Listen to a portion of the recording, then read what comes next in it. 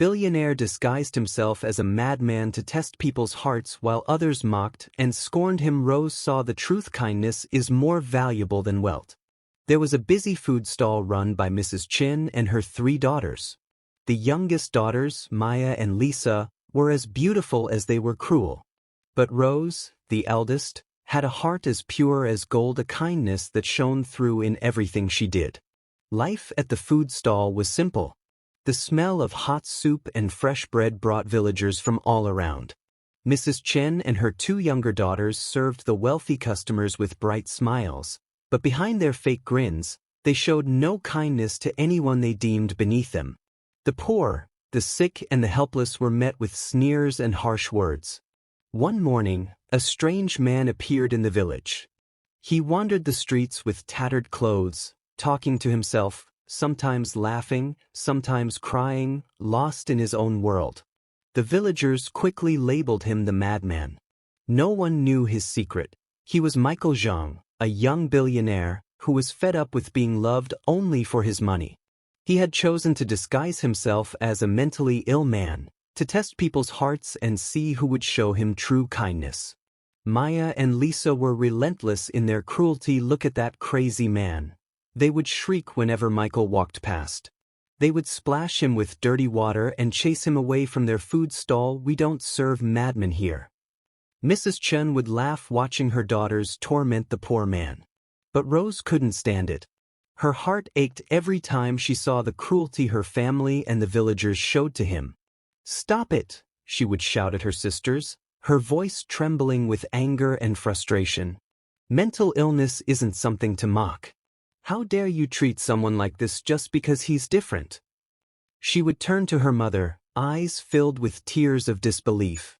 "Mother, you should be teaching them compassion, not cruelty. What if it were us in his shoes? You don't know what someone is going through." While her mother and sisters laughed, Rose's kindness never wavered. When no one was watching, she would seek out the madman. She would bring him food, clothes, and water. She would sit with him, even when he spoke in riddles, always listening, always showing respect. She even defended him from villagers who tried to chase him away, telling them, "He's still a human being. He deserves kindness, not your cruelty." One day, while sitting with him, Michael had a rare moment of clarity. He looked at Rose, his eyes clear, and asked, "Why aren't you afraid of me like the others?" Rose smiled softly, the warmth in her heart shining through. "Because I see a person, not a sickness. Everyone deserves kindness, no matter what they're going through." For a whole year, Rose cared for Michael in secret.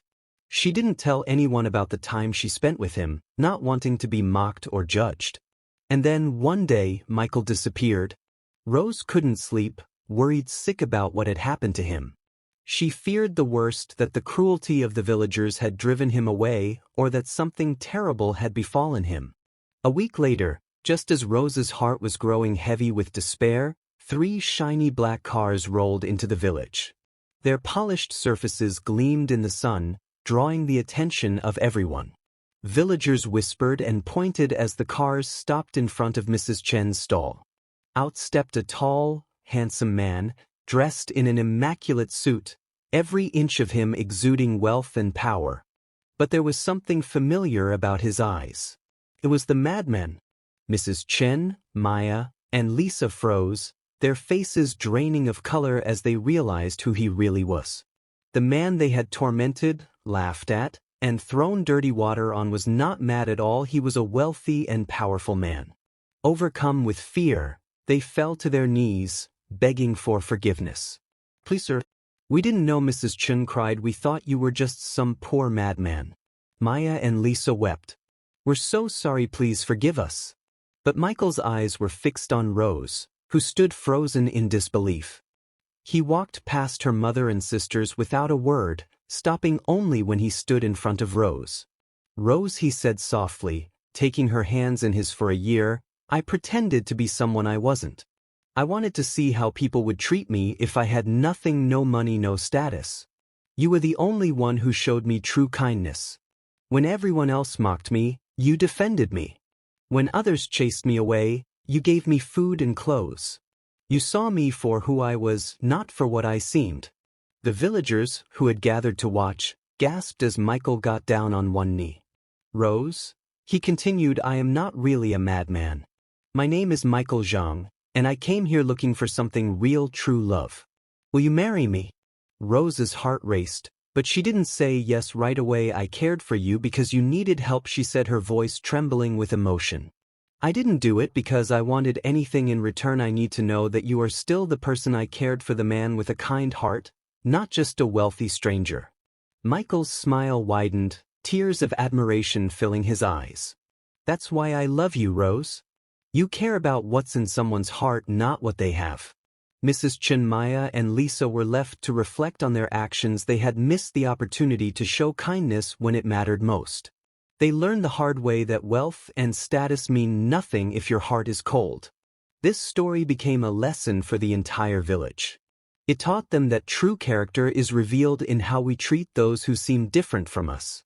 Rose's kindness wasn't just a gift to Michael, it was a reminder to everyone that compassion and love should be given freely, without expectation of reward.